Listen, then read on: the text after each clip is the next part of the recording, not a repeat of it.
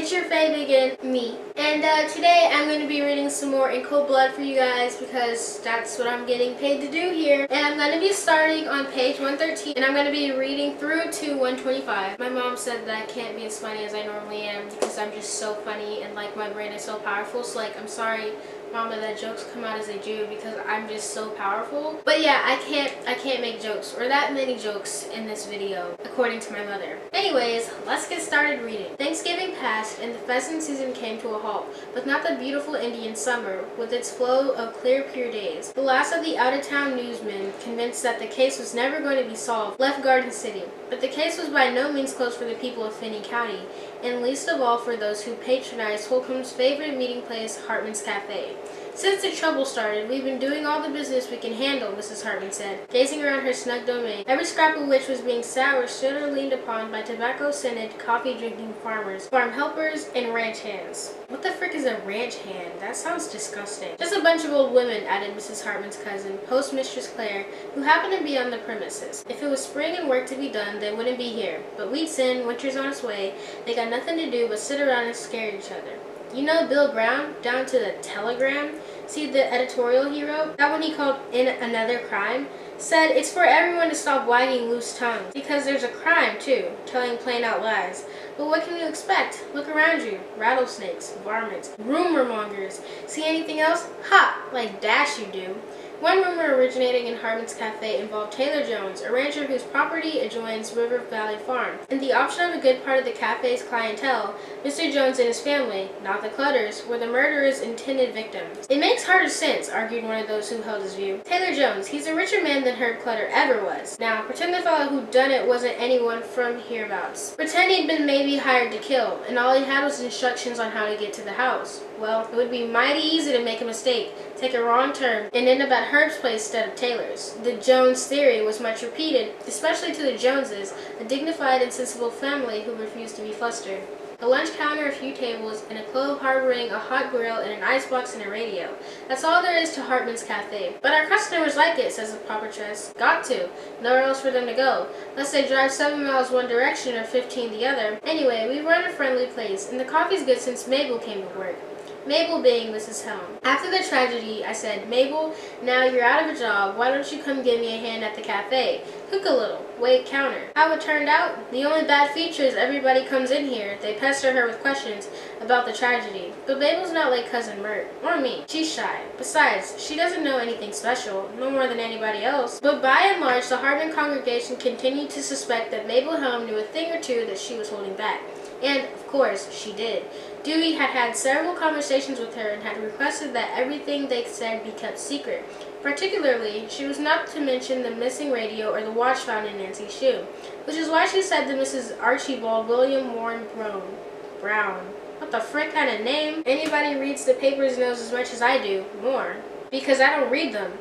Me. Square squat in the earlier 40s, an English woman fitted out with an accent almost incoherently upper class. Mrs. Archibald William Warren Brown did not at all resemble the cafe's other frequenters, and seemed, within that setting, like a peacock trapped in a turkey pen. Once explaining to an acquaintance why she and her husband had abandoned family estates in the north of England, exchanging the hereditary home, the jolliest, oh, the prettiest old priory.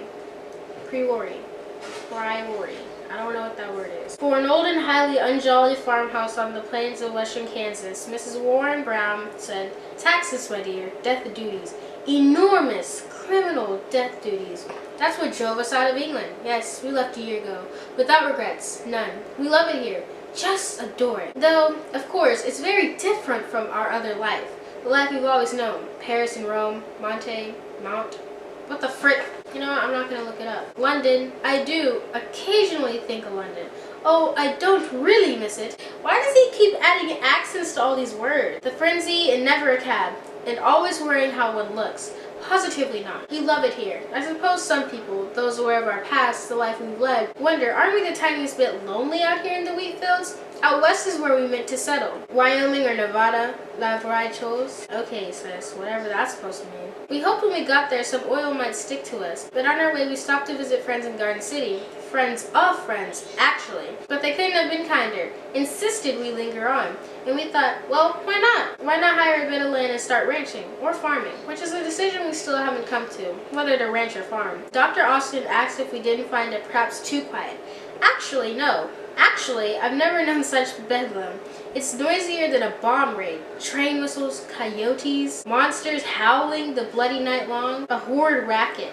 And since the murders, it seems to bother me more. So many things do. Our house, what an old creaker it is. Mark you, I'm not complaining. Really, it's quite a serviceable house. Has all the mod cons, but oh, how it coughs and grunts. And after dark when the wind commences, that hateful prairie wind, one hears the most appalling moans. I mean, if one's a bit nervy, one can't help imagining silly things. Dear God, that poor family. No, we never met them. I saw Mr. Clutter once in the federal building. God, she talks a lot. Jesus. Early in December, in the course of a single afternoon, two of the cafe's steadiest customers announced plans to pack up and leave not merely Finney County, but the state. The first was a tenant farmer who worked for Lester McCoy, a well-known western Kansas landowner and businessman. He said, I had myself a talk with Mr. McCoy. Tried to let him know what's going on here in Holcomb and hereabouts. How a body can't sleep.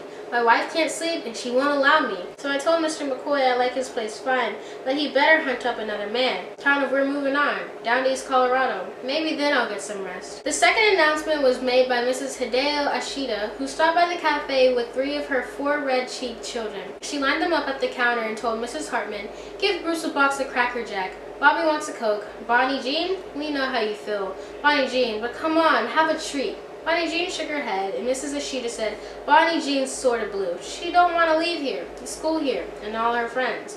Why say, said Mrs. Hartman, smiling at Bonnie Jean. Transferring from Holcomb to Garden City High, lots more boys. Bonnie Jean said, you don't understand. Daddy's taking us away, to Nebraska. Thus Hartman looked at the mother, as if expecting her to deny the daughter's allegation. It's true, Bess, Mrs. Ashida said. I don't know what to say, said Mrs. Hartman, her voice indignantly astonished and also despairing.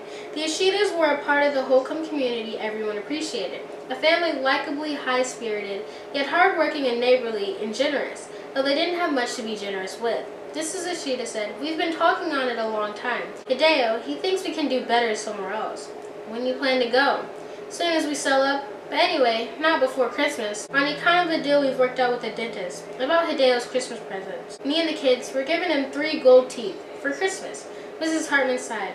I don't know what to say, except I wish you wouldn't. Just up and leave us. She sighed again. Seems like we're losing everybody, one way and another. Gosh, you think I want to leave? Mrs. Ashida said. As far as people go, this is the nicest place we ever lived. But Hideo, he's a man. He says we can get a better farm in Nebraska. And I'll tell you something, Bess. Mrs. Ashida attempted a frown, but her plump, round, smooth face could not quite manage it. We used to argue about it. Then one night I said, okay, you're the boss. Let's go. After what happened to Herb and his family, I felt something around here had come to an end. I mean personally, for me. And so I quit arguing. I said, okay. She dipped a hand in a Bruce's box of Cracker Jack. Gosh, I can't get over it. I can't get it off my mind. I liked her. Did you know I was one of the last to see him alive? Uh-huh, me and the kids. We'd been to the 4-H meeting in Garden City and he gave us a ride home. The last thing I said to Herb, I told him how I couldn't imagine his ever being afraid. That no matter what the situation was, he could talk his way out of it. Thoughtfully, she nibbled a kernel of Cracker Jack, took a swig of Bobby's Coke, then said, funny, but you know, Bess, I'll bet he wasn't afraid. I mean, however it happened, I'll bet right up to the last he didn't believe it would, because it couldn't, not to him. The sun was blazing, a small boat was riding at anchor in a mild sea. The Estrelita, with 4 persons aboard, Dick, Harry, a young Mexican, and Otto, a rich middle-aged German. Please, again, said Otto, and Perry, strumming his guitar, sang in a husky, sweet voice a Smoky Mountain song. I'm not singing this, so do not expect me to be singing anything for you. In this world today, while we're living, some folks say the worst of us can, but when we're dead and in our caskets, they always slip some lilies in our hand. Won't you give me flowers while I'm living? A week in Mexico City, and then he and Dick had driven south. Cuernavaca, Taxco, Acapulco, and it was in Acapulco in a jukebox honky-tonk that they had met the hairy-legged and hardy Otto. Dick had picked him up, but the gentleman, a vacationing Hamburg lawyer, already had a friend. a young native Acapulcan, called himself the Cowboy. He proved to be a trustworthy person, Perry once said of the cowboy. Mean as Judas some ways, but oh, a man, a funny boy, a real fast jockey. Dick liked him too. We got on great. The cowboy found for the tattoo drifters a room in the house of an uncle, undertook to improve Perry's Spanish, and shared the benefits of his liaison with a holiday maker from Hamburg, in whose company and at whose expense they drank and ate and bought women. I'm sorry, they did what? Did not realize sex trafficking was legal in Mexico. The host seemed to think his pesos well spent, if only because he relished Dick's jokes. Each day, Otto hired the Estrelita, a deep-sea fishing craft, and the four friends went trolling along the coast. The cowboy skippered the boat, Otto sketched and fished. Perry baited hooks, daydreamed, sang, and sometimes fished. Dick did nothing, only moaned, complained of the motion, lay about the sun drugged and listless, like a lizard at siesta. But Perry said, "This is finally it, the way it ought to be." Still, he knew that it couldn't continue, that it was, in fact, destined to stop that very day. The next day, Otto was returning to Germany, and Perry and Dick were driving back to Mexico City, at Dick's insistence. "Sure, baby," he'd said when they were debating the matter. "It's nice and all, with the sun on your back, but the dough's gone. But after we sold that car, what have we got left?" The answer was that they had very little, for they had by now mostly disposed of the stuff acquired the day of the Kansas City check passing spree. The camera, the cufflinks, the television sets. Also, they had sold to a Mexico City policeman with whom Dick had got acquainted a pair of binoculars and a gray Zenith portable radio. "What we'll do is, we'll go back to Mex, sell the car, and maybe I can get a garage job. Anyway, it's a better deal up there, better opportunities. Christ, I sure could use some more of that Inez." Inez was a prostitute who had accosted Dick on the steps of the Palace of Fine Arts in Mexico City. The visit was part of a sightseeing tour taken to please Perry. She was 18, and Dick had promised to marry her. But he had also promised to marry Maria, a woman of 50, who was the widow of a very prominent Mexican banker. They had met in a bar, and the next morning she had paid the equivalent of $7. "So how about it?" Dick said to Perry. "We'll sell the wagon, find a job, save our dough, and see what happens." As though Perry couldn't predict precisely what would happen. Suppose I got 200 or 300 for the old Chevrolet. Dick, if he knew Dick, and he did, now he did, would spend it right away on vodka and women. While Perry sang, Otto sketched him in a sketchbook. It was a passable likeness, and the artist perceived one not very obvious aspect of the sitter's countenance. Its mischief, an amused babyish malice that suggested some unkind Cupid aiming envenomed arrows. He was naked to the waist. Perry was ashamed to take off his trousers, ashamed to wear swimming trunks, for he was afraid that the sight of his injured legs would disgust people. And so, despite his underwater reveries, all the talk about skin diving, he hadn't once gone into the water. Otto reproduced a number of the tattoos ornamenting the subject's over-muscled chest, arms, and small and callous but girlish hands. The sketchbook, which Otto gave Perry as a parting gift, contained several drawings of Dick. Nude studies. Oh wait, so he's naked on the boat? Otto shut his notebook. Perry put down his guitar, and the cowboy raised anchor, started the engine. It was time to go. They were 10 miles out, and the water was darkening. Perry urged Dick to fish. "We might have another chance," he said. "Chance? To catch a big one." "Jesus, I've got the bastard kind," Dick said. "I'm sick." Dick often had headaches of migraine intensity. The bastard kind. He thought they were the result of his automobile accident. "Please, baby, let's be very, very quiet." Moments later, Dick had forgotten his pain. He was on his feet, shouting with excitement. Otto and the cowboy were shouting, too.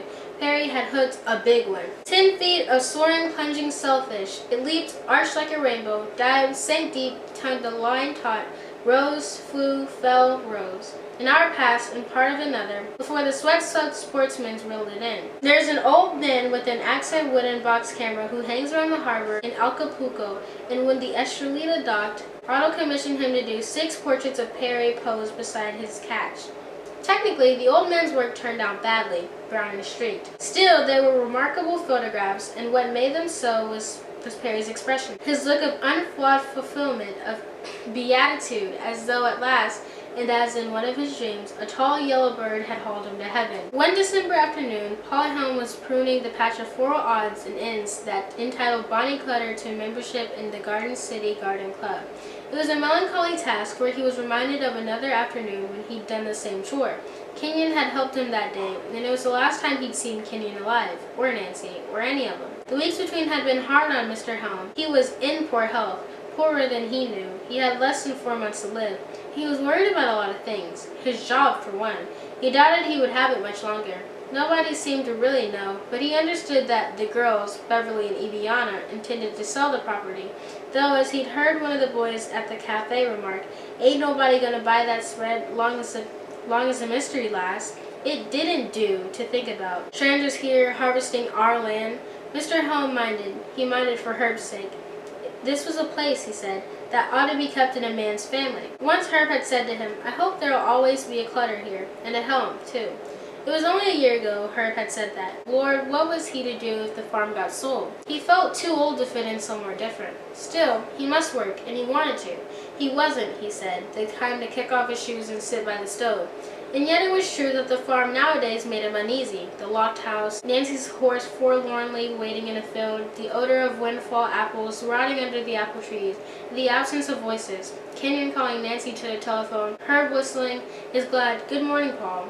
He and Herb had got along grand, never a cross word between them. Why, then, did the men from the sheriff's office continue to question him? Unless they thought he had something to hide. Maybe he ought never to have mentioned the Mexicans.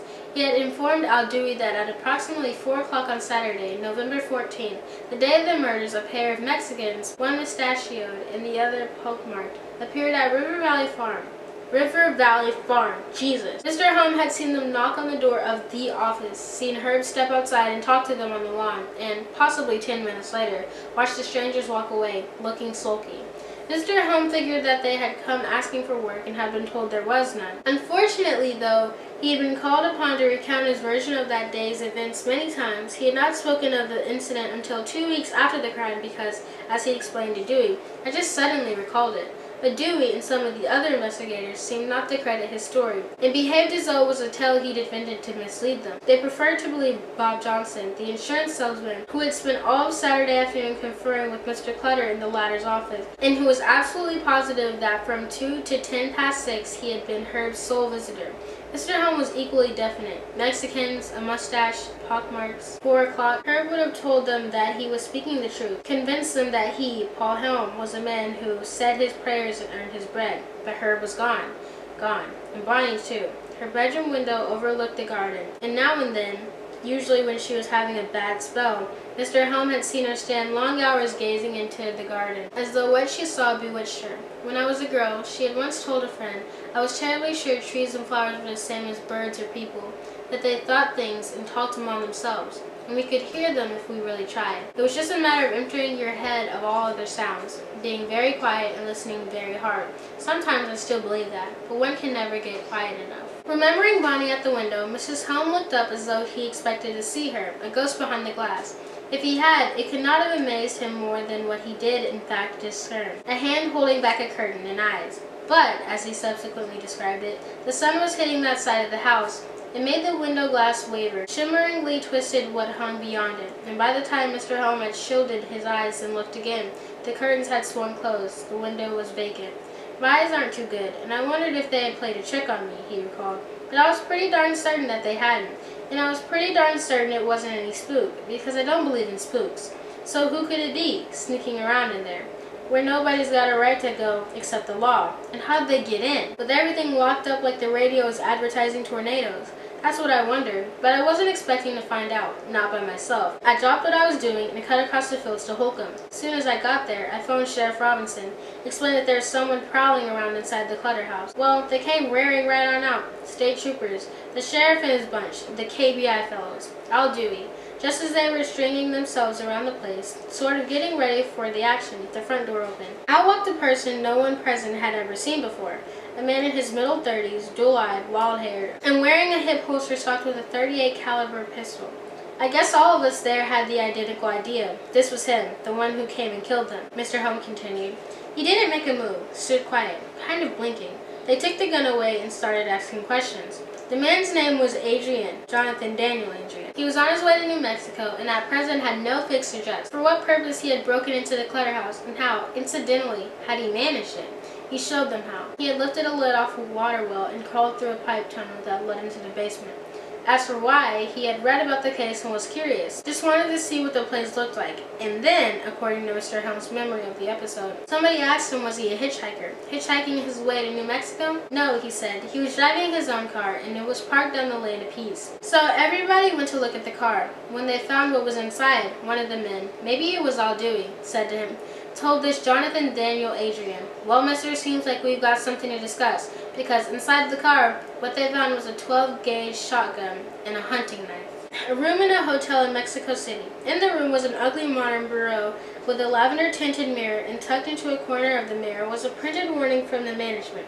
Su dia termina a las 2 p.m. Your day ends at 2 p.m. Guests, in other words, must vacate the room by the stated hour or expect to be charged another day's rent, a luxury that the present occupants were not contemplating. They wondered only whether they could settle the sum already owed, for everything had already evolved as Perry had prophesied. Dick had sold the car, and 3 days later the money, slightly less than $200, had largely vanished. On the fourth day, Dick had gone out hunting honest work, and that night he had announced to Perry, nuts! You know what they pay? What the wages are? For an expert mechanic? $2 a day! Mexico! Honey, I've had it. We gotta make it out of here, back to the States. No, now, I'm not going to listen. Diamonds, buried treasure, wake up, little boy. There ain't no caskets of gold, no sunken ship, and even if there was, hell, you can't even swim. And the next day, having borrowed money from the richer of his two fiancées, the banker's widow, Dick bought bus tickets that would take them via San Diego as far as Barstow, California. After that, he said, we walk. Of course, Perry could have struck out on his own, stayed in Mexico, let Dick go where he damn well wanted. Why not? Hadn't he always been a loner and without any real friends, except the gray-haired, gray-eyed, and brilliant Willie J? But he was afraid to leave Dick. Merely to consider it made him feel sort of sick, as though he were trying to make up his mind to jump off a train going 99 miles an hour. The basis of his fear, or so he himself seemed to believe, was a newly grown superstitious certainty that whatever had to happen won't happen, as long as he and Dick stick together. Then, too, the severity of Dick's wake-up speech, the belligerence with which he proclaimed his therefore concealed opinion of Perry's dreams and hopes. All this, perversity being what it is, appealed to Perry, hurt and shocked him but charmed him. Almost revived his former faith in the tough, the totally masculine, the pragmatic, the decisive Dick he'd once allowed to boss him. And so, since the sunrise hour on a chilly Mexico City morning in early December, Perry had been prowling about the unheated hotel room, assembling and packing his possessions, stealthily, lest he waken the two sleeping shapes lying on one of the room's twin beds, Dick and the younger of his betrothed, Inez. There was one belonging of his that need no longer concern him. On their last night in Acapulco, a thief had stolen the Gibson guitar, absconded with it from a waterfront cafe where he, Otto, Dick, and the cowboy had been bidding one another for a highly alcoholic goodbye. And Perry was bitter about it. He felt, he later said, real mean and low, explaining, you have a guitar long enough, like I had that one, wax and shine it, fit your voice to it, treat it like it was a girl you really had some use for. Well, it gets to be kind of holy. But while the purloined guitar presented no ownership problem, his remaining property did.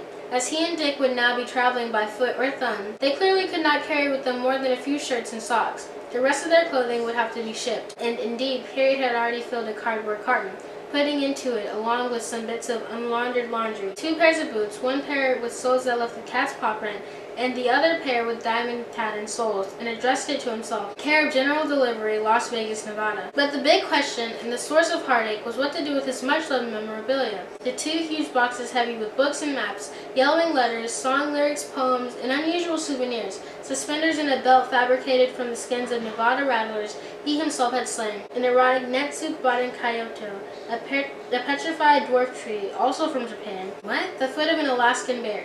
Probably the best solution, at least the best Perry could devise, was to leave the stuff with Jesus. The Jesus he had in mind tended bar in a cafe across the street from the hotel, and was, Perry thought, muy simpático. Definitely someone he could trust to return the boxes on demand. He intended to send for them as soon as he had a fixed address. Still, there were some things too precious to chance losing. So while the lovers drowsed and time dawdled on toward 2 p.m., Perry looked through old letters, photographs, clippings, and selected them from those mementos he meant to take with him.